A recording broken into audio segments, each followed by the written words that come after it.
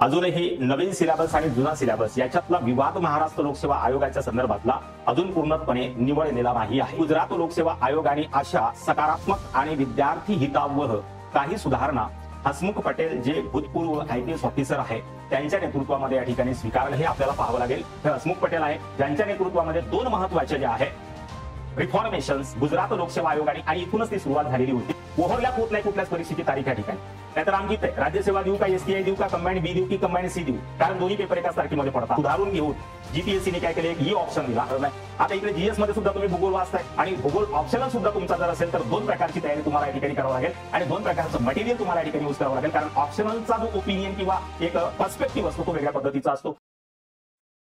विद्यार्थी मित्रांनो नमस्कार आणि कालच 2 फेब्रुवारी 2025 या दिवशी तुमचा कंबाईनचा रखडलेला बरेच दिवसाची परीक्षा जी आहे ती पूर्व परीक्षा पार पडली आणि मनाला थोडंफार समाधान झालं। येणाऱ्या काळामध्ये आता राज्यसेवेचा मार्ग सध्या आयोगाने कालच्या घेतलेल्या परीक्षेमुळे या ठिकाणी मोकळा झालेला आहे असं म्हणायला आपल्याला हरकत नाही। याचा अर्थ येणाऱ्या फार अल्पावधी कालखंडामध्ये राज्यसेवेच्या नवीन पॅटर्नच्या संदर्भामध्ये काही गोष्टी ज्या आहे आणि ऍडव्हर्टाइजमेंट सुद्धा या ठिकाणी येण्याची शक्यता दाट झालेली आहे। परंतु तत्पूर्वी अजूनही नवीन सिलेबस आणि जुना सिलेबस याच्यातला विवाद महाराष्ट्र लोकसेवा आयोगाच्या संदर्भातला अजून पूर्णपणे निवळलेला नाही आहे। परंतु अशातच एक सुखद बातमी येते महाराष्ट्र राज्याला लागूनच असलेल्या गुजरात लोकसेवा आयोगाची की गुजरात लोकसेवा आयोगाने अशा सकारात्मक आणि विद्यार्थी हितावह काही सुधारणा हसमुख पटेल जे भूतपूर्व आयपीएस ऑफिसर आहे त्यांच्या नेतृत्वामध्ये या ठिकाणी स्वीकारल्या आणि त्याचं अप्लिकेशन सुद्धा अनेक परीक्षांमध्ये आयोगामार्फत केलं जात आहे। अशा काही सुधारणा गुजरात लोकसेवा आयोगाने केलेल्या मित्रांनो की त्या यूपीएससी प्लस एमपीएससी राज्यसेवेने सुद्धा स्वीकारण्याची या ठिकाणी जी आहे गरज आहे असं मला वाटतं आणि हा एक अगदी नवीन विषय घेऊन हे सेशन तुमच्यासाठी आपल्या प्लॅटफॉर्मवर या ठिकाणी मी घेऊन आलेलो आहे। निश्चितपणे स्वागतार्ह आणि तुम्ही त्याला जे आहे भरभरून प्रतिसाद अशा पद्धतीने द्याल आतापर्यंत ज्या प्रकारे तुम्ही जे आहे प्रतिसाद दिलेला आहे अशी आशा करतो। तर विद्यार्थी मित्रांनो थंबनेल वरती ज्या पद्धतीने तुम्हाला दिसत आहे अनेक गोष्टी आहे म्हणजे युपीएससीच्या संदर्भात सुद्धा मला या ठिकाणी सांगावंसं वाटतं कारण आपल्यापैकी बरेच लोक आणि मी बेसिकली युपीएससी सेंट्रिक मेंटॉर किंवा टीचर असल्यामुळे माझं 2008 पासून जे आतापर्यंत ही या क्षेत्राशी माझा सहसंबंध आहे तर तो युपीएससी सेंट्रिक असल्यामुळे मला त्या गोष्टीची साधारणतः अधिक जाणीव असते। एसटीआय पीएसआयच्या संदर्भात मी तेवढा सक्रिय नसतो परंतु राज्यसेवा जी आता युपीएससी प्रमाणे झालेली आहे कॉपी पेस्ट आहे म्हणजे तर म्हणून माझा इंटरेस्ट थोडासा जो आहे एमपीएससीच्या राज्यसेवेच्या संदर्भात सुद्धा वाढलेला आहे। तर मित्रांनो मला असं वाटतं की युपीएससी सहित एमपीएससी राज्यसेवेने सुद्धा या सुधारणा जर स्वीकारल्या तर स्वीकारण्यासाठी काही हरकत नाही।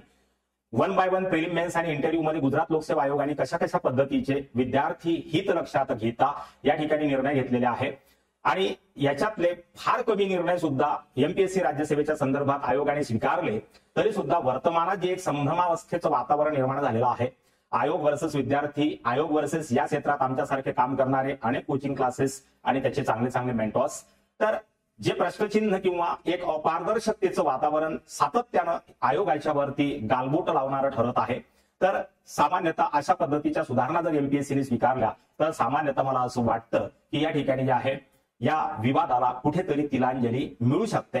त्याचबरोबर पारदर्शकतेचं एक वातावरण निर्माण होऊ शकतं आणि विद्यार्थी हित साध्य करता येऊ शकतं। शेवटी हा सगळा खटाटोप जो आहे जेही लोक विद्यार्थी हितासाठी करत आहे तर ते काही स्वतःच्या हितासाठी नाही करत आहे। आता आमच्यासारख्या लोकांना काय त्या एमपीएससीच्या परीक्षेतून काय पोस्ट मिळणार आहे का परंतु आमच्या सोबत जे घडलं ते या विद्यार्थ्यांसोबत घडू नये किंवा विद्यार्थी हिताच्या दृष्टिकोनातून चांगले निर्णय व्हावे बा इतकाच जो आहे प्रांजळ प्रश्न आणि त्याचबरोबर एक अपेक्षा जी आहे ती सामान्यतः राज्य या संकल्पनेतून नागरिक या नात्याने आपण का ठेवू शकत नाही। 75 वर्ष डेमोक्रेसीला झाली तर ही पारदर्शकता जरूर या ठिकाणी निर्माण करावी। अनेक लोक प्रश्नचिन्ह उचलतात बिलकुल रास्त प्रश्नचिन्ह आहे तार्किक प्रश्नचिन्ह आहे परंतु काही ठिकाणी महाराष्ट्रामध्ये काही ज्या चुका आहेत त्या विद्यार्थ्यांच्याकडनं सुद्धा ज्या आहे घडलेल्या आहे।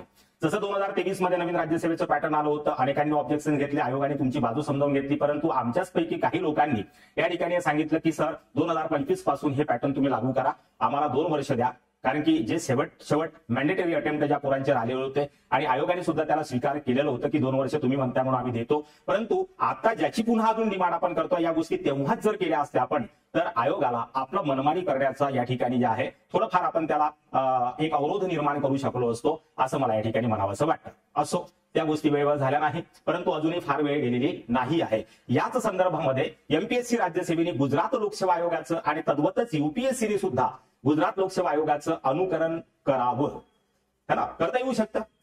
आमच्याकडे जेव्हा रोजगार योजना 1960 पासून लागू होती, त्यालाच आपण आज मनरेगा केंद्रावरती काय करतो, म्हणजे राज्याची उत्तम योजना जी सामान्यतः नागरिकांसाठी हितावह आहे. तर 2005 मध्ये महात्मा गांधी मनरेगा आपण सुरू केलेला आहे केंद्र पातळीवर. मग गुजरात आयोगाचे जर हे विद्यार्थी हिताशी संबंधित प्रश्न असतील तर त्याला युपीएससी का स्वीकारू शकत नाही? एकदम प्रश्न जो आहे तार्किक आहे.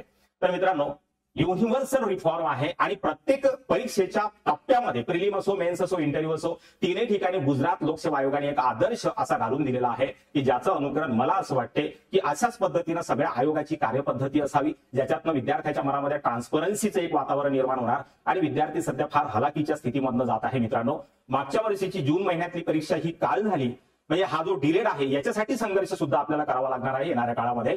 तर लेट अस स्टार्ट नाउ. आपण पाहतो आहे की जे रिफॉर्मेशन वरतीच मी हेडिंग टाकलेलं आहे याचं सेकंड पेजवर, GPSC Gujarat public service commission, Gujarat public service कमिशनच्या द्वारे केल्या गेलेल्या सुधारणा आणि विद्यार्थी हित. आता या ठिकाणी या सुधारणाचा हेतू आणि उद्दिष्ट काय होतं तर हे आपल्याला पाहावं लागेल. हे हसमुख पटेल आहे, ज्यांच्या नेतृत्वामध्ये दोन महत्वाचे जे आहे रिफॉर्मेशन्स गुजरात लोकसेवा आयोगाने, आणि इथूनच ती सुरुवात झालेली होती. असं असतं, एखादा आयपीएस कॅटेगरी किंवा डायरेक्ट या कॅडरचा जर माणूस असेल तर तो कशा पद्धतीने निर्णय घेतो, केवळ निर्णय घेत नाही तर त्याचे इम्प्लिमेंटेशन कशा पद्धतीने करतो, त्याचं हे एक बोलतं उदाहरण आहे. सगळ्यांना माहिती आहे हसमुख पटेल गांधीवादी विचारक आणि त्याचबरोबर प्रशासक आहे. GS4चा जो पेपर आहे यांचं नाव आणि ही केस तरी तुम्ही जरूर या ठिकाणी टाकायला पाहिजे. एकमेव ऑफिसर आहे गुजरात कॅडरमध्ये किंवा पहिल्या 10 मध्ये की ज्यांच्यावरती भ्रष्टाचाराचा एकही आरोप इतक्या मोठ्या पोस्टवर असल्यानंतरही लागलेला नाही. सध्या रिटायर्ड आहे आणि यांच्याच नेतृत्वामध्ये जीपीएससीने फार महत्वाचे निर्णय विद्यार्थी हिताच्या दृष्टिकोनातून या ठिकाणी घेतलेले आहे. ही गुजरात वार्ता या न्यूजपेपरची कटिंग आहे, तुम्ही बघू शकता. तर याचा हेतू आणि उद्दिष्ट काय होतं हे पहिल्यांदा मी या ठिकाणी तुम्हाला क्लिअर करतो. तर मित्रांनो, हसमुख पटेलांनी सगळ्यात पहिले याचा उद्देश जो ठेवलेला होता तो आहे कोचिंग क्लासेसवरची निर्भरता समाप्त करणे. सध्या कोचिंग क्लासेसचं जे फॅड आहे तर ठीक आहे, काही ठिकाणी कोचिंग क्लासेसची आवश्यकता पण आहे, परंतु 100% कोचिंग क्लासेसवरची निर्भरता समाप्त करणे आणि जीपीएससीच्या द्वारे घेतल्या जाणाऱ्या प्रत्येक परीक्षेसाठी विभिन्न पुस्तक, नोट्स किंवा मटेरियल विद्यार्थ्यांना खरेदी करावं लागू नये. म्हणजेच काय केलं यांनी, सिलेबसला अशा पद्धतीनं सिंक्रोनाइज केलं की जी सगळ्याच परीक्षा पद्धतीमध्ये एक सिमिलर पॅटर्न सिलेबसच्या संदर्भामध्ये या ठिकाणी अप्लाय करता येऊ शकतं. संपूर्ण परीक्षा पद्धती कोचिंग क्लासेस मुक्त तसेच गाईड फ्री करणे, अंडरस्टँडिंगच्या लेवलवर विद्यार्थी आता प्राप्त करणे हे जीपीएससीचं उद्दिष्ट असेल. घटनतम वाला कार्यक्रम जो आहे तो सध्या प्रचलनात नाही. नाही तर परीक्षा झाल्याबरोबर 14 पैकी 15 प्रश्न, 15 पैकी 12 प्रश्न आमच्याच पुस्तकातून आले, आमच्याच नोट्स मधून आले असा दावा करणारे जे लोक आहेत, तर जीपीएससीने त्यांच्या श्रीमुखामध्ये एक चांगली चपराक या ठिकाणी मारल्याचं दिसून येतं. तर गाईड फ्री करणे म्हणजे तुम्हाला प्रश्न अशा पद्धतीनं सेट करावे लागतील. आयोगाचं ते कर्तव्य दक्षतेचं जे आहे एक प्रचलितता या ठिकाणी जे आहे प्रस्थापित करण्याचा प्रयत्न आयोगाने केलेला आहे. अशाच पद्धतीच्या सुधारणा उत्तर प्रदेश पब्लिक सर्व्हिस कमिशनच्या द्वारे सुद्धा करण्यात आलेल्या. मित्रांनो, युपीएससीच्या नंतर भारतातली सर्वात टफ परीक्षा उत्तर प्रदेश पब्लिक सर्व्हिस कमिशनच्या द्वारे घेतली जाते. याचं अनुकरण गुजरातने आपल्या एका मॉडेलच्या धर्तीवरती केलेलं आहे. तर टोटल परीक्षा पद्धतीला कोचिंग क्लासेस मुक्त आणि त्याचबरोबर गाईड फ्री करणे हा एक महत्वाचा हेतू याच्यामध्ये आहे. आणि तुम्हाला माहिती असेल की या वर्षापासून केंद्र शासनाने सुद्धा शिक्षण पद्धतीमध्ये सुद्धा हीच पॉलिसी अवलंबलेली आहे. म्हणजे येणाऱ्या काळामध्ये कॉम्पिटिशनचं टफनेस आणि त्यानंतर क्रिएटिव्ह माइंड कसं क्रिएट करता येईल आणि अशा पद्धतीचं क्रिएटिव्ह वातावरण स्कूलिंगमध्ये कसं देता येईल याचा विचार सध्या सरकार करत आहे. त्याचबरोबर आपल्यालाही आपल्या अभ्यास पद्धतीमध्ये परिवर्तन करण्याची गरज आहे. शेवटी शासकीय यंत्रणा आहे. जर महाराष्ट्र लोकसेवा आयोगाला वाटलं की अशा पद्धतीच्या सुधारणा आपल्यासाठी सुद्धा आवश्यक ठरू शकतात तर भविष्यात होऊ शकते अशा पद्धतीची कार्यपद्धती आणि परीक्षा पद्धतीचं नियोजन हे महाराष्ट्र लोकसेवा आयोगाच्या द्वारे सुद्धा महाराष्ट्रामध्ये आपल्याला पाहता येऊ शकते. मित्रांनो, त्याच्यामुळे आतापासून माइंडसेट जर आपला या पद्धतीचा असला गाईड फ्री आणि कोचिंग क्लासेस फ्री आणि म्हणून युपीएससीची तयारी जी आहे ही क्रिएटिव्ह माइंडनीच केली जाते असं या ठिकाणी मला म्हणायचं आहे. रटण्यावाला कार्यक्रम थोडासा जो बाजूला ठेवा, कारण कालच्या पेपरमध्ये सुद्धा बरेचसे क्वेश्चन प्रथमदर्शनी तुम्हाला सिंगल लाईनर जरी दिसत असले तरी त्याच्या मागे जसं राज्यपालाचा क्वेश्चन आहे कार्यकारी अधिकारी, तर मी त्याचं सोल्युशन मध्ये सांगितलं तुम्हाला की राज्यामध्ये राज्यपाल हा केंद्राचा प्रतिनिधी नसून तो जो आहे तो काय असतो, कार्यकारी अधिकारी अर्थात प्रशासकीय अधिकारी असतो. आणि हा प्रश्न युपीएससी मध्ये विचारून चुकलेला आहे. म्हणून पेपरचं टफनेस जे आहे हे थोडंफार प्रथमदर्शनी सोपं जरी वाटलं असलं तरी इझी टू मॉडरेट आणि मॉडरेट टू कमीत कमी 5 ते 6 प्रश्नांच्या संदर्भामध्ये हा कालचा पेपर हार्ड होता एवढं मात्र निश्चित आहे. चला असो, त्यानंतर समांतर स्वरूपामध्ये युपीएससी किंवा समकक्ष परीक्षांची तयारी करणाऱ्या विद्यार्थ्यांना गुजरात पब्लिक सर्व्हिस कमिशनच्या द्वारे घेतल्या जाणाऱ्या विभिन्न परीक्षांपासून वंचित न ठेवणे. सर्वात महत्त्वाची रिफॉर्मेशन गुजरात लोकसेवा आयोगाने ही केली मित्रांनो, की कॅलेंडर इयर मध्ये ज्या एक्झाम्स घेतल्या जातात मग त्या जीपीएससीच्या द्वारे असो किंवा युपीएससीच्या द्वारे असो, साधारणतः काय होतं की मे जून हा महिना प्रिलिमिनरीचा असतो.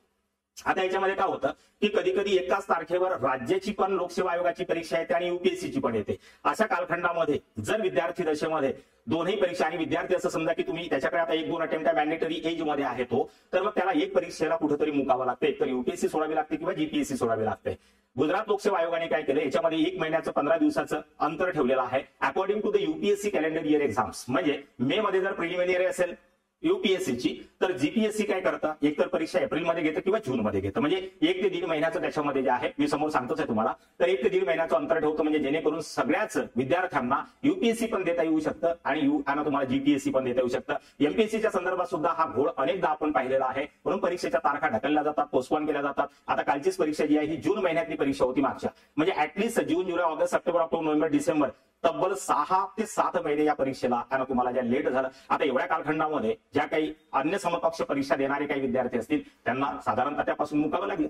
परीक्षेच्या तारखांच्या निश्चिती नाही, यासाठी सुद्धा आपल्याला एमपीएससी कडनं एक महत्वपूर्ण आणि स्टॅटिस्टिकल किंवा एक तुम्हाला जे आहे ऑर्गनाइज स्वरूपामधलं कॅलेंडर जे आहे आपल्याला काय करावं लागेल, तयार करून घ्यावं लागेल. यासाठी सुद्धा संघर्ष करण्याची तयारी आपली असली पाहिजे. उत्तर प्रदेश आणि बिहार या दोन्ही राज्यांमध्ये कमी जास्त अशाच प्रकारच्या सुधारणा आधीपासूनच लागू आहे, हे मी याच्यापूर्वी सुद्धा तुम्हाला सांगितलं. या सर्व सुधारणांचा प्रभाव आहे की गुजरात राज्यातून मागील 5 वर्षात युपीएससी सारख्या सन्मानजनक परीक्षांमध्ये गुजरात राज्याचं प्रतिनिधित्व वाढलेलं दिसून येतं. या 2024 मध्ये गुजरात राज्यातून 68 विद्यार्थी सध्या मुलाखतीसाठी पात्र ठरलेले आहे.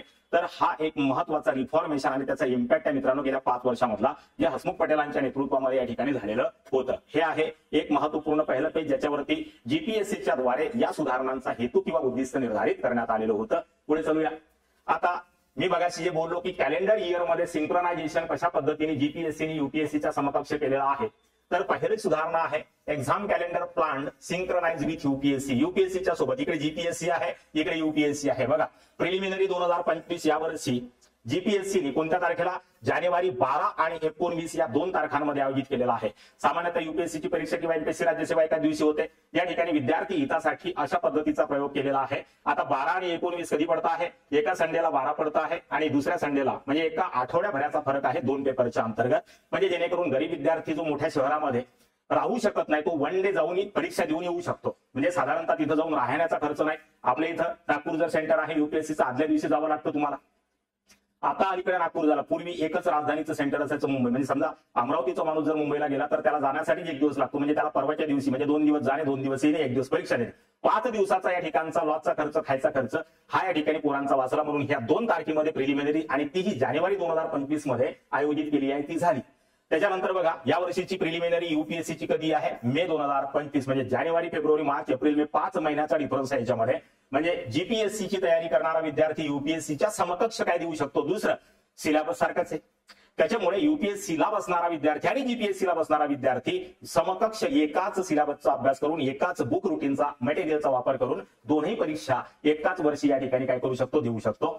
त्याचबरोबर पुढे जर बघितलं तर मेन्स आयोजन कसं केलेलं आहे, तर सप्टेंबर 2025 मध्ये मेन्स आयोजित केलेली आहे. सप्टेंबर 13 तारखेपासून ही परीक्षा सुरू होईल, 13 सप्टेंबर ऑनवर्ड्स, 3, 4, 5. आणि सर्वात महत्वाचं या ठिकाणी ऑप्शनल नसल्यामुळे ऑप्शनलची झंझट नाही, स्क्रीनिंगचा आणि लफडा नाही, काहीच घेणं देणं नाही आहे, समोर सांगतोच. तर या ठिकाणी मेन्स होणार आहे 2025 ची जीपीएससीची. तुम्हाला सप्टेंबर बिलकुल फिक्स आहे, जानेवारी पासून सप्टेंबर म्हणजे जवळपास 9 महिन्याचा कालावधी. इथून सुद्धा तुम्हाला जो मेन्सची प्रिपरेशन करायला आणि इथे 5 महिन्याचं अंतर आहे. म्हणजे साधारणतः या ठिकाणी जीपीएससी मेन्स आणि युपीएससीची प्रिलिम या दोन्हींची समकक्ष तयारी सध्या गुजरात पब्लिक सर्व्हिस कमिशन देणारे विद्यार्थी करत असले पाहिजे. आमचा पत्ताच नाही, अजून ऍडव्हर्टाइजमेंट आली एमपीएससी राज्यसेवेची, काहीच तारतम्य नाही हो. आणि या गोष्टीसाठी विद्यार्थी हितासाठी सगळ्याच मेंटॉरने, सगळ्याच कोचिंग क्लासेस वाले प्लस विद्यार्थ्यांनी या ठिकाणी झटणं आवश्यक आहे. हा कळीचा मुद्दा आहे ज्याच्यावरती सध्या कोणी बोलत नाही. यानंतर ऑगस्ट 2025 मध्ये पाहिलं तर युपीएससीची मेन्स आहे, म्हणजे सप्टेंबर मेन्स या ठिकाणी दिली, एक तर ऑगस्ट मध्ये ही परीक्षा म्हणजे बघा क्रॉस लागतं. या ठिकाणी प्रिलिमिनरी झाली जानेवारीमध्ये इथून तुम्ही गेले मे महिन्यामध्ये, मे मध्ये गेल्याच्या नंतर मे, जून, जुलै, ऑगस्ट मध्ये तुम्ही युपीएससी केली आणि युपीएससीतनं पुन्हा सप्टेंबरची परीक्षा देण्यासाठी ऑगस्ट आणि सप्टेंबर याच मेन्सच्या तयारीने जी आहे सप्टेंबर महिन्यातली जीपीएससीची मेन्स तुम्ही या ठिकाणी आरामात देऊ शकता. म्हणजे एका कॅलेंडर इयर मध्ये हे संपूर्ण चक्र जे आहे, घड्याळ ज्या पद्धतीनं चालतं, हे जीपीएससीनी हे सूत्र या ठिकाणी जे आहे काय केलेलं आहे, आयोजित केलेलं आहे. बघा कशा पद्धतीनं मेन्स आणि प्रिलिमच्या तारखांना या ठिकाणी सिंक्रोनाइज करण्याचा प्रयत्न, हे सर्वात मोठं रिफॉर्मेशन आहे. ओव्हरलॅप होत नाही कुठल्याच परीक्षेची तारीख या ठिकाणी. नाहीतर आमची राज्यसेवा देऊ का, एसटीआय देऊ का, कंबाईन बी देऊ की कंबाईन सी देऊ, कारण दोन्ही पेपर एकाच तारखेमध्ये पडत आहे. तर हा धंदा बंद झाला पाहिजे एमपीएससी आणि युपीएससीच्या संदर्भात सुद्धा. त्यानंतर नंबर सेकंड रिफॉर्मेशन आहे common GS syllabus for all examination. साधारणतः काय होतं, युपीएससीच्या बाबतीतली गोष्ट सांगतो की Indian engineering services, Indian geological services, Indian statistical services या सर्व्हिसेसचा सिलेबस अजूनही युपीएससीचा भिन्न आहे. परंतु या ठिकाणी जीपीएससीनी सगळ्यांना एक कॉमन सिलेबस आहे, कारण ऑप्शनल पेपर नसल्यामुळे सगळ्यांसाठी कॉमन सिलेबस या ठिकाणी दिसेल तुम्हाला. त्यानंतर पूर्व परीक्षा शनिवार आणि रविवारी, मागे तुम्हाला तारखा मी सांगितल्या, तर एक शनिवार आणि रविवार ते ठरवेल, परंतु यावेळची परीक्षा दोनही रविवारलाच 12 आणि 19 जानेवारीला आयोजित करण्यात आलेली होती. साधारणतः शनिवार आणि रविवार यांनी असा फॉर्मॅट बनवलेला आहे. यानंतर क्वेश्चन तुम्हाला पॅटर्न सांगतो, पॅटर्न मध्ये सुद्धा चेंज आहे, जेणेकरून ट्रान्सपरन्सी कायम असावी, भ्रष्टाचार होऊ नये यासाठी जीपीएससीने काय केलाय, हा क्वेश्चन आहे, एक मॉडेल या ठिकाणी ठेवलेला आहे. आणि त्याचे जे ऑप्शन्स आहे, साधारणतः युपीएससी किंवा एमपीएससी मध्ये ए, बी, सी आणि डी 4 ऑप्शन्स असतात. गुजरात लोकसेवा आयोगाने एक ई ऑप्शन दिला यामध्ये, आणि सर्वांना 5 पैकी कुठला तरी ऑप्शन जो आहे भरणे आवश्यक आहे. तुम्हाला माहित असेल गोध्रामध्ये आयआयटीचा फार मोठा कांड झालेला होता की ही जी उत्तरपत्रिका आहे ओएमआर सीट ज्याला म्हटलं जातं, तर त्यामध्ये बऱ्याच लोकांनी जे आहे ऑप्शन्स क्वेश्चनचे जे आहे ते खाली सोडून दिले होते आणि ते नंतर भरल्या गेले. हे सगळ्यांनाच माहिती आहे. 3 वर्षाच्या पहिला कांड झालेला होता. याच्यापासून सुधारून घेऊन जीपीएससीने काय केलं, एक ई ऑप्शन दिला. आणि ई ऑप्शन जर तुम्ही या ठिकाणी काय केला, काळा केला, तर गुजरात लोकसेवा आयोग हे समजतं की तुम्हाला या क्वेश्चन मध्ये इंटरेस्ट नाहीये, तुम्ही हा क्वेश्चन स्किप करता आहे. म्हणजे स्किप करण्यासाठी सुद्धा तुम्हाला एक चिन्ह या ठिकाणी द्यावं लागेल, असं समजलं जाणार नाही. आणि समजा तुम्ही या 5 पैकी कोणताही ऑप्शन नाही दिला, तर हा प्रश्न तुमच्या याच्यामध्ये कॅन्सल मारला जाईल आणि त्याची पेनल्टी जी आहे ती तुम्हाला भोगावं लागेल. अशा पद्धतीनं ट्रान्सपरन्सी आणि या ठिकाणी पेपर फुटीच्या प्रकरणाच्या संदर्भात अशी कोणतीही घटना घडू नये म्हणून 5 ऑप्शनचा या ठिकाणी जो आहे फॉर्मॅट ठेवलेला आहे. म्हणजेच काय, इथं मी खाली लिहिलेलं आहे की ई ऑप्शनला सुद्धा टिक करणं एक मॅन्डेटरी तुमच्यासाठी काम या ठिकाणी जीपीएससीने केलेलं आहे, तर करणं आवश्यक आहे. ई ऑप्शन सुद्धा टिक करणं आवश्यक आहे. ई टिक करण्याचा अर्थ असा की आपण दिलेला प्रश्न अटेम्प्ट करण्यामध्ये इंटरेस्ट नाही आहे तुम्हाला. जो प्रश्न तुम्हाला दिलेला आयोगाच्या द्वारे आणि तुम्ही जर ई अटेम्प्ट या ठिकाणी करत असाल, ई आन्सर लावत असाल, तर तुम्हाला या क्वेश्चनला अटेम्प्ट करण्यामध्ये काहीही रस नाही असा त्याचा अर्थ होतो.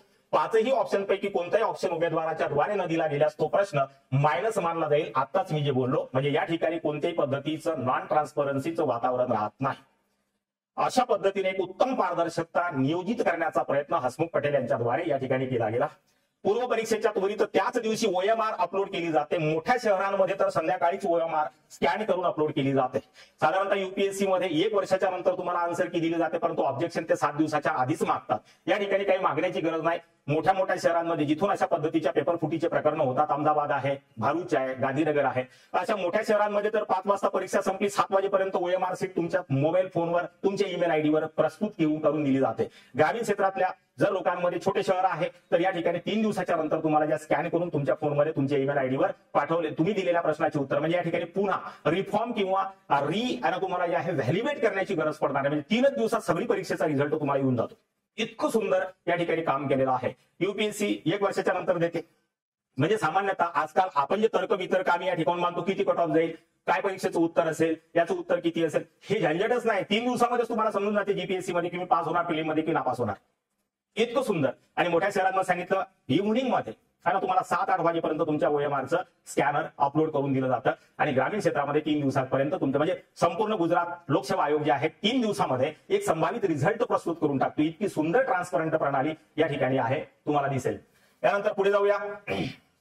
पुढे जर गेलो तर प्रश्नांच्या संदर्भात ऑब्जेक्शन आणि करेक्ट एक्सप्लेनेशन उमेदवारांना प्रदान करण्यासाठी आता या ठिकाणी सर्वात महत्त्वाचं रिफॉर्मेशन हे आहे की वूड सूट आयटीआर टाक किंवा 0 फी आहे महाराष्ट्रामध्ये किंवा युपीएससी मध्ये. मुलींना तर फीस पण नाही युपीएससी मध्ये.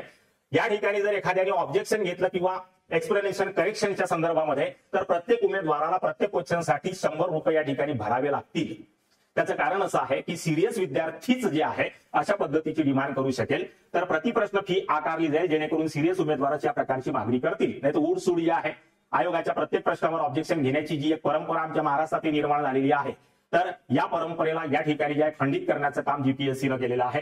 त्यानंतर पूर्व परीक्षेमध्ये प्रश्नांच्या संदर्भात परीक्षेपासून केवळ 3 दिवसात तक्रार केलेल्या प्रश्नाबाबत जीपीएससी उत्तर देतं. हा एक महत्वाचा म्हणजे जो युपीएससीने सुद्धा स्वीकारावा अशा पद्धतीचा बदल आहे. त्यानंतर डिपॉझिट जप्ती योजना, पूर्व परीक्षा फॉर्म भरून परीक्षेच्या दिवशी गैरहजर राहिल्यास जीपीएससी उमेदवाराद्वारे भरलेले 500 रुपये डिपॉझिट शुल्क परत करत नाही, तर दुसरीकडे हजर राहिल्यास 500 रुपये परत करतो. जीपीएससीने एक डिपॉझिट जप्ती योजनाच्या नावाने एक योजना सुरू केलेली आहे. साधारणतः 200 विद्यार्थी जर या ठिकाणी परीक्षेला अब्सेंट आहे तर 200 विद्यार्थ्यांना लागणारा प्रश्नपत्रिका आणि ओएमआर सीट त्याचा जो खर्च छापण्याचा लागतो तो तर सरकारी तिजोरीतून म्हणजे संपूर्ण गुजरातच्या लोकसंख्येच्या आणि त्यातून जे टॅक्स पेयर आहे त्यांच्या खिशातून चाललेला आहे. याच्या बापाचं काय चाललं हा ना. आणि मी आधी सांगितलं की हसमुख पटेल हे गांधीवादी विद्यार्थी आहे. संसाधनांचा सदुपयोग करणे, गांधीजींचं जे स्टेटमेंट होतं की लोभ कोणाचाच पूर्ण होणार नाही, जरूरता आवश्यकता सगळ्यांच्या पूर्ण होतील, ग्रीडसाठी जागा नाही, नीडसाठी प्रत्येकाची परिपूर्णता होते. आणि हसमुख पटेलांनी म्हणून ही पेनाल्टी या ठिकाणी. तर जीपीएससी काय करतो, फॉर्म जेव्हा भरतो आपण तेव्हा 500 रुपये तुमच्याकडनं डिपॉझिट घेतात है ना. आमच्याकडे 3-4 परीक्षांचे आपण फॉर्म भरून देतो आणि तारखा जर सोबत पडत असल्या तर मग 2 परीक्षेला जातच नाही शुल्क भरून, बरोबर आहे. आता शुल्क भरून जर तुम्ही गेले नाही परंतु तुमचे फॉर्म छापण्याचा, तुमच्या ओएमआर, तुमचा क्वेश्चन पेपर त्याच्यासाठी इन्व्हिजिलेटर त्यांना ठेवावा लागतो, त्याच्यासाठी बाकी यंत्रणा आहे, पाणी पुरवणारे पोरे आहेत है ना, बाकी सगळी यंत्रणा, इलेक्ट्रिसिटी खराब होते त्यांच्या आहे ना तुम्हाला सेंटरची. तर अशा पद्धतीने मनुष्यबळ त्याचबरोबर जे आहे अन्य रिसोर्सेस किंवा संसाधने यांच्यावरती होणारा जो वाह्या खर्च आहे त्याला कुठेतरी तिलांजली मिळावी आणि सिरियस विद्यार्थीच परीक्षा केंद्रापर्यंत परीक्षा देण्यासाठी पोहोचवावा हा याचा हेतू होता. आणि त्या हेतूमध्ये गुजरात लोकसेवा आयोग बऱ्यापैकी कामयाब झालेलं दिसतं.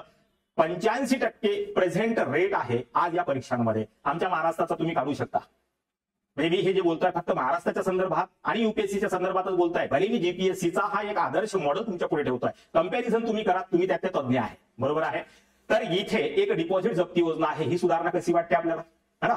तर परीक्षेला गेले तर 500 रुपये तुमचे परत मिळणार, त्याच्यातही सगळ्यात महत्वाचा क्लॉज आहे. आणि समजा जर परीक्षेला तुम्ही फॉर्म भरून अब्सेंट राहिले तर 500 रुपये तुमचे गुजरात लोकसेवा आयोगाच्या तिजोरीमध्ये जमा होणार. एकदम उत्तम आहे. हळूहळू गेल्या 5 वर्षामध्ये 85% पर्सेंटेज 100% जाईल, यामध्ये कुठेही शंका नाकारता येऊ शकत नाही.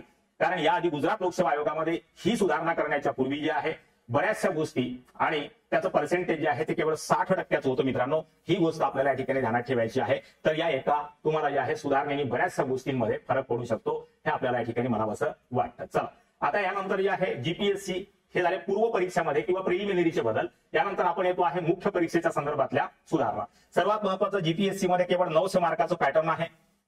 म्हणजे जे महाराष्ट्राच्या लोकसेवा आयोगाने as per UPSC copy paste केलेलं सिलेबस आहे, ज्याच्यामध्ये साधारणतः तुम्हाला जे आहे 4 जीएस, त्याच्यानंतर ऑप्शनल पेपर 500 मार्काचा, एसएचा पेपर सुद्धा, आणि अशा पद्धतीने 1750 मार्काचा जो पॅटर्न आहे या ठिकाणी संपूर्ण जीपीएससी केवळ 900 मार्काचं पॅटर्न आहे, जिथे तुम्हाला ऑप्शनल टोटली अब्सेंट आहे, ऑप्शनल नाहीये. तर जीपीएससी मध्ये ऑप्शनल सब्जेक्ट नाही. आता ऑप्शनल सब्जेक्ट नाही तर स्किलिंग इंजस्टिस पासून मुक्ती मिळते. कोचिंग, पुस्तकं, नोट्स किंवा याच्या खर्चापासून सुद्धा तुम्हाला या ठिकाणी जे आहे वाचता येतं. सर्वांसोबत न्याय होता. Arts, commerce, science, doctor, engineer, CA जे काही तुमच्या स्ट्रीम्स असतील. कारण काय होतं की समजा एखादा मॅथ्स घेऊन बसलेला विद्यार्थी आहे, सगळ्यांना माहिती आहे की मॅथ्स मध्ये 100% तुम्हाला जे आहे मार्किंग होते, आणि एखाद्या विद्यार्थ्याला जे आहे मॅथ्स मध्ये 200 मार्क्स आले, परंतु एखादा मराठी लिटरेचर घेऊन असलेला विद्यार्थी आहे तर याला जे आहे फक्त 80 मार्क याच्यामध्ये आले. आता हे 120 मार्काचं डिफ्लेक्शन जे आहे 280 भागीला आपण 2 जर या ठिकाणी केले तर 140 मार्काचं हा एक फॉर्म्युला आहे स्केलिंगचा. परंतु या ठिकाणी या 80 मार्क्स आणलेल्या विद्यार्थ्याला अपलिफ्ट केलं गेलं 60 मार्कांनी आणि याला डिडक्ट केलं गेलं. तर हे फ्री अँड फेअर नव्हतं, इनजस्टिसेबल होतं मॅथ्सच्या स्टुडंटच्या संदर्भामध्ये. तर स्केलिंग सिस्टम पासून मुक्ती हे या ठिकाणी ऑप्शनल पेपर संपवल्यामुळे आता ही डिमांड एमपीएससी मध्ये आपण करायला पाहिजे होती, असं मी सुरुवातीला आरंभी बोललेलो आहे. ऑप्शनल सब्जेक्ट तसे कामी आणि म्हणून युपीएससी मध्ये सुद्धा ही अलीकडे डिमांड आहे की ऑप्शनल सब्जेक्ट हा स्केलिंग डिस्क्रिमिनेशन निर्माण करणारा मुद्दा आहे. त्याच्यामुळे जे आहे ऑप्शनल पेपर हटवला गेला पाहिजे युपीएससी मधनं. त्याच्यावरती सातत्याने राज्य आणि केंद्राच्या पातळीवरती सुद्धा विचार विनिमय सुरू आहे. सगळ्याच ठिकाणी परीक्षा पद्धतीमध्ये ज्या पद्धतीचे विवाद निर्माण झालेले होते त्याला गुजरात लोकसेवा आयोगाने व्यवस्थितरित्या त्याची काट किंवा सोल्युशन काढून दिलेला आहे मित्रांनो. आणि म्हणून ह्या रिफॉर्मेशन इतक्या आदर्श स्वरूपाचे आहे की त्याचं अनुकरण अन्य लोकसेवा आयोगांनी सुद्धा करायला पाहिजे. आणि जेही लोक सध्या एमपीएससीच्या विरोधामध्ये या ठिकाणी बोलत आहेत त्यांनी हा मुद्दा जरूर पकडा मित्रांनो की ऑप्शनल सब्जेक्ट संपवून टाक, काही गरज नाहीये त्याची. आणि एवढं मोठं लेंदी पॅटर्न करण्याची काय गरज आहे. 900 मार्काचं पॅटर्न आहे केवळ मेन्स, त्याच्यामध्ये ऑप्शनल सब्जेक्ट समाप्त झालेला आहे. तर स्केलिंग इनजस्टिस पासून काय झाली, मुक्ती झाली. त्याचं एक एक्झाम्पल मी या ठिकाणी तुम्हाला दिलं. त्यानंतर ऑप्शनल सब्जेक्ट अलग अलग आहे, कोणाचा हिस्ट्री, कोणाचा जिओग्राफी, कोणाचा अँथ्रोपॉलॉजी, कोणाचा पीएसआय. तर प्रत्येकाला अलग अलग ठिकाणी जाऊन त्या ऑप्शनल सब्जेक्टची स्पेशल तयारी करण्याची गरज नाही। आता इकडे जीएस मध्ये सुद्धा तुम्ही भूगोल वाचताय आणि भूगोल ऑप्शनल सुद्धा तुमचा जर असेल तर दोन प्रकारची तयारी तुम्हाला या ठिकाणी करावं लागेल आणि दोन प्रकारचं मटेरियल तुम्हाला या ठिकाणी यूज करावं लागेल, कारण ऑप्शनलचा जो ओपिनियन किंवा एक पर्स्पेक्टिव्ह असतो तो वेगळ्या पद्धतीचा असतो, जीएस विचारण्याचा पर्स्पेक्टिव्ह वेगळा असतो, बरोबर नाही का। पेपर फर्स्ट मध्ये तुम्हाला फिजिकल, इकॉनॉमिक आणि ह्युमन जिओग्राफी थिओरिटिकल पार्ट आहे। आता त्याच्यासाठी सेपरेट तुम्हाला जे आहे त्या लेवलची पुस्तकं वाचावी लागतील, जे जीएस मध्ये तुमच्या कुठल्याच कामाची नाही। म्हणजे विद्यार्थ्यावर डबल भुर्दंड आहे। परिणामी ऑप्शनल पेपरमध्ये 500 मार्काची सवाल आहे, त्याच्यामुळे विद्यार्थी काय कोचिंग क्लासेसवर डिपेंडेंट होतात, म्हणजे कोचिंगचा खर्च आला आणि कोचिंग जर तुमच्या शहरात असेल तर ठीक, नाही तर मग पुण्या मुंबईमध्ये जाऊन तुम्हाला राहायचा खर्च, खायचा खर्च कमीत कमी 6 ते 8 महिने एक ऑप्शनल पेपर तयार करायला लागतो, म्हणजे एखाद्या विद्यार्थ्याचं जवळपास वर्ष त्याच्यामध्ये जातं। तर वर्षानुवर्ष खर्ची घालण्यापासून वंचित करणं किंवा वंचित करणं म्हटलं मुक्त करणे हा गुजरात लोकसेवा आयोगाचा हेतू याच्या मागे दिसतो आणि तो फार बेस्ट आहे असं या ठिकाणी आपल्याला म्हणता येऊ शकतं। आता इनजस्टिस इन सोशल स्केलिंगमुळे विषयवार भेदभाव समाप्त होतो, हे मी आत्ताच बोललो तुम्हाला।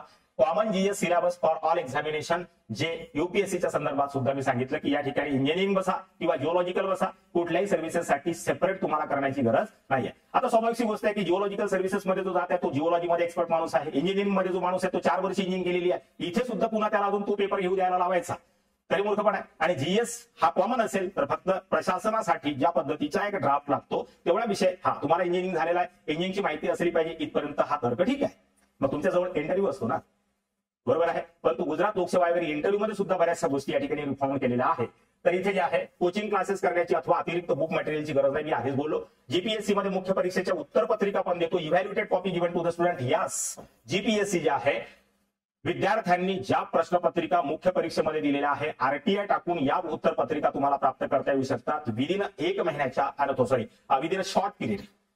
हे लक्षात, यूपीएससी सुद्धा देत नाही, परंतु या ठिकाणी विद्यार्थ्यांना नापास झाले तुम्ही समजा तर नापास होण्याचं कारण कळू शकतं, याचा उद्देश काय आहे, तर इथे जे आहे प्रभाव काय झाला हे स्पष्ट लिहून दिलेलं आहे। तर साधारणतः अशा पद्धतीने जर मुख्य परीक्षा तुम्हाला प्राप्त झाल्या तर परीक्षेमधली ट्रान्सपरन्सी वाढते, इव्हॅल्युएटर गांभीर्याने उत्तर चेक करतो, कारण त्याच्यावरती ती रिस्पॉन्सिबिलिटी असते की एखाद्या विद्यार्थ्याने जर मुख्य परीक्षेची उत्तर पत्रिका मागवली तर त्याच्यामध्ये त्याला लिहावं लागतं, येतं ना। असंच काहीतरी चेक नाही करणार आपण। साधारणतः एमपीएससी राज्यसेवेच्या संदर्भात हे प्रश्नचिन्ह उचललं जात आहे की एमपीएससी कडे एवढा मोठा संसाधन कुठे आहे, पेपर इव्हॅल्युएटर कुठे आहे, तर या ठिकाणी तुम्हाला जे आहे त्याचं उत्तर मिळेल मित्रांनो। याच्यावरतीच वाद सुरू आहे ना सध्या राज्यसेवेच्या संदर्भामध्ये, तर हे आपल्याला करता येऊ शकतं। त्यानंतर उमेदवाराला आपल्या चुका कळतात आणि सुधारण्याची संधी त्याला प्राप्त होते, कारण त्यानेच लिहिलेल्या उत्तर पत्रिका त्याची प्रत तुम्हाला मिळतात। नाही तर मग आम्ही प्रत्येक ठिकाणी जे आहे कोर्स टाकतो, answer writing skill development course, त्याचे 1500 रुपये द्या, 5000 द्या, अलग अलग प्लॅटफॉर्म अलग अलग पद्धतीने फीस वसूल करतो। तर या ठिकाणी डायरेक्ट आयोग तुम्हाला उत्तर पत्रिका तुमच्याच लिहिलेल्या देतो आणि त्या ठिकाणी इव्हॅल्युएटरला गांभीर्यानं तुमची कॉपी चेक करावी लागते की कोण्या ठिकाणी तुमचे नंबर्स कमी केले गेलेले आहे आणि कोणत्या कारणाने केले गेलेले आहे, म्हणजे भविष्यात जीपीएससी देणारा विद्यार्थी त्या चुका पुन्हा करणार नाही, ही एक महत्वाची। तर इथे विद्यार्थी पण सिरियस असतो, आमच्याकडचा विद्यार्थी सिरियसच नाही या बाबतीत, येत का लक्षात। आणि त्यामुळे नॅशनल लेवलचं जे यूपीएससीचं किंवा सेंट्रल गव्हर्नमेंटच्या परीक्षांचं एक महत्वपूर्ण वातावरण आणि सकारात्मक वातावरण महाराष्ट्रामध्ये ऑब्सेंट आहे मित्रांनो या सगळ्या गोष्टीमुळे। तर या गोष्टीसाठी आपण प्रयत्न करायला पाहिजे। त्यानंतर 6वा बदल आहे, जीपीएससी मध्ये सब्जेक्ट एक्सपर्ट एकच असल्याने तो पक्षपाती होण्याची शक्यता कमी असते। हे सुद्धा महाराष्ट्र लोकसेवा आयोग राज्यसेवेच्या संदर्भात ऑब्जेक्शनल जे आहे, अनेक विद्यार्थ्यांशी आम्ही जेव्हा इथं करतो तेव्हा हे म्हणतात की एमपीएससी कडे एवढे सब्जेक्ट एक्सपर्ट असतील का सर, तर जीपीएससीच्या द्वारे यांनी या प्रश्नाचं उत्तर दिलेलं आहे। जीपीएससी मध्ये सब्जेक्ट एक्सपर्ट एकच असतो, अर्थात 2, 3, 4, 5,000 जेवढ्या काही कॉपी असेल त्या एकाच माणसाला चेक कराव्या लागतात, म्हणून तो माणूस जो आहे एखाद्या कुठल्याही उत्तराच्या फॉर्मॅटच्या बद्दल बायस असू शकत नाही। एकच माणूस जर कॉपी चेक करत असेल तर त्याचा एक जो दृष्टिकोन आहे तो 3000 कॉप्यांमध्ये सारख्याच स्वरूपामध्ये झळकत असतो, म्हणून बायस होण्याची या ठिकाणी शक्यताच समाप्त केली आहे जीपीएससीने। हे आपण साधारणतः एमपीएससी राज्यसेवेच्या संदर्भात लक्षात ठेवायला पाहिजे। त्यानंतर changes in GPSC interview scenario, सगळ्यात महत्वाचे बदल आणि हे यूपीएससीने जरूर स्वीकारले पाहिजे। तर त्या ठिकाणी इंटरव्ह्यू मध्ये काय केलेलं आहे, personal detailed hidden in GPSC, तर याचं उत्तर आहे यस, तुमच्या वैयक्तिक जे काही इन्फॉर्मेशन आहे ती या ठिकाणी लपवून ठेवली जाते, जेणेकरून पॅनल तुमच्या जाती, धर्म, वंश, लिंग या सगळ्यांच्या बाबतीत बायस्ड जेणेकरून असणार नाही आणि कुणाला जास्त किंवा कुणाला कमी नंबर देणार नाही। साधारणतः रिजनलिझमच्या कन्सेप्टमध्ये प्रादेशिकवादाच्या संदर्भामध्ये प्रत्येक ठिकाणी काही कास्ट जे आहे आमच्या देशामध्ये डॉमिनंट आहे, जसं महाराष्ट्राच्या संदर्भात, जसं गुजरातच्या संदर्भात, जसं आंध्र प्रदेशच्या संदर्भामध्ये। तर साधारणतः अशा पद्धतीच्या प्रिव्हिलेज कन्सेप्टच्या आधारावर जर लोक निवडली जात असतील तर या ठिकाणी अनुच्छेद 15चं उल्लंघन आहे आणि अनुच्छेद 15चा जो उद्देश आहे त्याला जीपीएससी या ठिकाणी परिपूर्ण करते असं याच्यातून आपल्याला म्हणता येऊ शकतं. तर पर्सनल डिटेल या ठिकाणी हिडन केल्या जातात. साधारणतः सर्वांना माहिती आहे की युपीएससी मध्ये detailed application form first DAF form ज्याला म्हटलं जातो तो पहिला पण भरावा लागतो आणि इंटरव्ह्यूच्या वेळेस DAF सेकंड सुद्धा तुम्हाला या ठिकाणी भरावा लागतो. त्याचा अर्थ प्रिव्हिलेज उमेदवाराच्या किंवा उमेदवाराच्या कोणत्याही डिटेल्ड अप्लिकेशन फॉर्म मध्ये उपस्थित इन्फॉर्मेशन ही आयोगाच्या पुढे या ठिकाणी असते. परिणामी युपीएससी मध्ये सुद्धा ट्रान्सपरन्सी या संदर्भामध्ये साशंक दृष्टिकोनातून आपल्याला इव्हॅल्युएट करता येऊ शकते. जीपीएससी मध्ये ही गोष्ट नाहीये. त्यानंतर इंटरव्ह्यू पॅनलला माहित नसते की कोणता उमेदवार कोणत्या जाती धर्म समुदाय पंथ इत्यादी पासून बिलॉंग करतो. परिणामी पॅनलपैकी एखादा मेंबर जात धर्म इत्यादीच्या आधारे बायस असला तरीही उमेदवार निवडीवर त्याचा प्रभाव होत नाही याची दक्षता जीपीएससीच्या द्वारे घेतली जाते किंवा घेतली गेलेली आहे. समजलंय का? तर या ठिकाणी कोणतंच नाव नंबर काहीही नसतं, कोड दिला जातो. आता कसं केलं जातं तर जीपीएससीच्या मुलाखतीमध्ये DAF फॉर्म नसतो. युपीएससी प्रमाणे उमेदवाराला एक पर्टिक्युलर सिक्रेट कोड, सॉरी या ठिकाणी चुकलेला आहे, युपीएससी देत नाही, युपीएससी प्रमाणे उमेदवाराला नाही, एक पर्टिक्युलर सिक्रेट कोड दिला जातो आणि पॅनल पुढे जाऊन तोच कोड उमेदवाराला त्या ठिकाणी सांगावा लागतो. म्हणजे उमेदवाराची जात धर्म इत्यादी पॅनलला या ठिकाणी कुठेच समजणार नाही. इथं लक्षात, म्हणजेच अनुच्छेद 15चं या ठिकाणी जसं मी लिहिलं की जीपीएससीने या आधारे भारतीय संविधानाच्या अनुच्छेद 15ला युक्तियुक्त करण्याचा या ठिकाणी प्रयत्न केलेला आहे. तर हे वक्तव्य या ठिकाणी संयुक्तिक ठरतं मित्रांनो. तर एक पट्टी लावली जाते, काही DAF वगैरे नाही, कोड सांगितला जातो त्यांना विद्यार्थ्याला, जसं GUJ 03831 आणि हाच कोड जाऊन तुम्हाला जे आहे पॅनलच्या पुढे काय करावा लागतो, सांगावा लागतो. काही नाव नाही, नंबर नाही, जसं जेलमध्ये नंबर मिळतो, नाव नंबर नसतो त्या ठिकाणी, कारण अलग अलग जाती धर्माचे लोक त्या ठिकाणी ज्या बंदी आहे त्यातून अनेक विवाद निर्माण होऊ शकतात. म्हणून जेल कोड सिस्टम जी आहे ही सुद्धा या ठिकाणी अप्लाय केलेली आहे. याला मी जेल कोड सिस्टम म्हणतो. हे जीपीएससीने फार सुंदर एक्झाम्पल या ठिकाणी प्रस्तुत केलेलं आहे, जे राज्यसेवेमध्ये एमपीएससीच्या पण आयोजित केलं गेलं पाहिजे आणि युपीएससीने ती घेतलंच पाहिजे. कारण तुम्ही विजेंद्र चव्हाण ज्यांनी गेल्या 25 वर्षामध्ये अनेक लोकांच्या आयएएसचे इंटरव्ह्यू डेमो घेतलेले आहे, त्यांनी सुद्धा हे म्हटलं की आयएएस मध्ये प्रिव्हिलेज लोकांचं सिलेक्शन अधिक होतं. हे जे 2-4 गरीब संघर्ष करून तिथपर्यंत पोहोचतात तर हे रोल मॉडेल रॉबिन हुड बनतात आणि ते दाखवून दाखवून आमच्यासारखे कोचिंग वाले आहे तुम्हाला इन्स्पिरेशन आणि मोटिवेशन देत राहतात की बघा 2 पाय नसलेली अरुण तुम्हाला जे आहे शर्मा जी आहे ती कशावर चढली हो, एव्हरेस्ट वरती. तर किती लोकांच्या संदर्भात होते हो ही गोष्ट. मागच्या 75 वर्षाचा रेकॉर्ड काढा तुम्ही, किती गरिबांचं पर्सेंटेज जे आहे युपीएससी मध्ये IAS-IPSच्या पदावर पोहोचणे इतपत झालेले. हे DAFची सिस्टम बंद जोपर्यंत होत नाही तोपर्यंत ज्या संघर्ष करत असलेल्या माणसाचं या ठिकाणी भलं होणार नाही. तर प्रिव्हिलेज लोकांचंच युपीएससी मध्ये मॅक्झिमम होते. IITचं बॅकग्राऊंड आहे, IIMचं बॅकग्राऊंड आहे, दोन्ही मायबाप ब्युरोक्रॅट्स आहे, दोन्ही मायबाप प्रोफेसर्स आहे, अशाच लोकांचं जे आहे कमी कमी वयामध्ये सिलेक्शन होतं. गरीब माणूस जे 5 अटेम्प्ट 6 अटेम्प्ट 7 अटेम्प्ट ते त्याच्या जिज्ञासेवर त्याच्या संघर्षाच्या कृतीशीलतेवर निर्भर करतं आणि तो किती जे आहे ना वाळूला निचोडून जे आहे तेल काढत राहतो त्याच्यावरती डिपेंडंट आहे. तर हे डिटर्मिनेशन जे आहे आणि असे रोल मॉडेल जे आहे समाजामध्ये निर्माण केले जातात आणि मग तुम्हाला जे आहे 12th पास सारखा पिक्चर निर्माण होतो आणि त्याच्यातून मोटिवेशन घेऊन आमच्यासारखे काही लोक जे आहे IASच्या प्रिपरेशनला लागतात. वास्तविकता ही आहे. तर केवळ अभ्यासाने होणार नाही तर या रिफॉर्मेशन सुद्धा स्वीकाराव्या लागतील आणि हे पाहावं लागेल आपल्याला. एमपीएससीच्या बाबतीत बराचसा घोड आहे. तर हा घोड या सगळ्याच्या दृष्टिकोनातून आपल्याला या सगळ्या रिफॉर्मेशनच्या आधारावर दुरुस्त करता येऊ शकतो. मी आधीच बोललो की रिफॉर्मेशन चांगल्या वाईट नसतात, त्या परिस्थितीवर निर्भर करत असतात आणि सध्या महाराष्ट्र लोकसेवा आयोगाच्या संदर्भात परिस्थिती फार वाईट आहे मित्रांनो. तर जेवढे स्पर्धा परीक्षांचे टीचर आहे टोटल महाराष्ट्रातले त्यांना सुद्धा माझं आव्हान आहे, माझ्या सगळ्यात त्याचबरोबर विद्यार्थी जे आहे त्यांना सुद्धा माझं आव्हान आहे. या संदर्भामध्ये आयोगाशी आपण जर बोललो तर आपल्या आणि भविष्यात येणाऱ्या विद्यार्थ्यांसाठी हे फार हितावह ठरू शकतं असं मला एक अपेक्षित तुमच्याकडनं आहे. तर या संदर्भामध्ये काही विचारणा जर तुम्हाला करायची असेल तर संपर्क सूत्र माझे खाली आहे. तर हा व्हिडिओ निश्चितपणे याच गोष्टीसाठी आहे की सध्या जे वातावरण आहे महाराष्ट्रामधलं तर ते आपल्याला रिफॉर्म कसं करता येईल ही तुमचीच किंवा एकट्याची कुणाची जबाबदारी नसून सर्व स्पर्धा परीक्षा देणाऱ्या विद्यार्थ्यांची आणि त्याचबरोबर त्यांना मार्गदर्शन करत असलेल्या मार्गदर्शकांची ही जबाबदारी आहे. तर संयुक्तपणे हा लढा आपल्याला लढता येईल याबद्दल आपण निश्चिंत असावं. चला नेक्स्ट. याचा अर्थ असा आहे की जीपीएससीने प्रादेशिक वाद या ठिकाणी समाप्त करण्याचा प्रयत्न केलेला आहे. म्हणजे जसं विदर्भातले लोक बोलतात की आमच्यावर अन्याय होतो आणि म्हणून वेगळा विदर्भ पाहिजे. तर ही जी मागणी गेल्या 40 वर्षापासून आहे पुण्या मुंबईच्या लोकांची डॉमिनन्सी आहे एमपीएससी मध्ये किंवा ते मग ते सेटर असो इंटरव्ह्यू पॅनल असो किंवा अन्य कोणी असो. आणि त्याच्यानंतर राजकीय दबावानुसार हा जो एक महत्वाचा ठपका लावला जातो की याला नियुक्त जे आहे ते राजकीय दबावापोटी केलं जातं. तर विदर्भातल्या लोकांवरती अन्याय होतो, मराठवाड्यातल्या लोकांवरती अन्याय होतो असं म्हणण्याचं कुठेही कारण उरणार नाही. तर प्रादेशिक वाद कमी जास्त प्रमाणात प्रत्येक ठिकाणी आहे. विदर्भ म्हणतो आमच्यावरती अन्याय झाला, मराठवाडा म्हणतो आमच्यावरती अन्याय होतो, कोकण म्हणतो आमचा तर विषयच नाही, अशा पद्धतीने जर डीएफ आणि या ठिकाणी सिक्रेट कोडचा जे टेक्निक जीपीएससीनं आत्मसात केलेला आहे त्याच्या अनुसार जर आपण सिलेक्शनची प्रोसेस ठेवतो तर प्रादेशिक वाद या संदर्भामध्ये जे वेळोवेळी प्रश्नचिन्ह उत्पन्न होतात तो प्रश्न सुद्धा आणि ती समस्या सुद्धा या ठिकाणी मुक्त होण्याची शक्यता दाट आहे मित्रांनो। अशा पद्धतीनं पूर्व, मुख्य आणि त्याचबरोबर मुलाखत किंवा इंटरव्ह्यू सेगमेंट या तिन्ही सिनारिओच्या संदर्भात सिलसिलेवार चर्चा आपण या ठिकाणी केलेली आहे। बोध केवळ एवढाच घ्यायचा आहे की यूपीएससी आणि एमपीएससी राज्यसेवेने सुद्धा या पद्धतीचे जे काही बदल जीपीएससीने केलेले आहे त्याचा स्वीकार करावा आणि वर्तमानात जे एक साशंकता उत्पन्न करणारं वातावरण एमपीएससीने स्वतःच्या कुकर्माने निर्माण केलेलं आहे त्याला स्वतःच पुसण्याचा प्रयत्न करावा, अन्यथा येणाऱ्या कालखंडामध्ये विद्यार्थी हितासाठी आम्ही पुढे येऊ असं एक आव्हान, त्याचबरोबर जे आहे धमकी भरा इशारा नाही आहे, विचार करणारा आणि वैचारिक समृद्धतेचा हा पार्ट आहे की काय व्हायला पाहिजे, सकारात्मक दृष्टिकोनातून एक कन्स्ट्रक्टिव्ह अप्रोच काय असला पाहिजे। तर मित्रांनो हा व्हिडिओ निश्चितपणे तुम्हाला मार्गदर्शक ठरेल आणि आतापर्यंत ज्या पद्धतीचा प्रतिसाद तुम्ही मला या ठिकाणी दिलेला आहे अगदी त्याच पद्धतीचा प्रतिसाद पुढे सुद्धा भविष्यात तुमचा कायम असेल अशी एक आशा ठेवतो आणि पुन्हा भेटूया एखादा असाच सुंदर विषय घेऊन। बाकी ते यूपीएससी सुरूच आहे आपलं, अलग अलग व्हिडिओज मी या ठिकाणी अपलोड करतच असतो। तर भेटूया मित्रांनो लवकरात लवकर, तोपर्यंत थँक्यू, धन्यवाद, जय हिंद।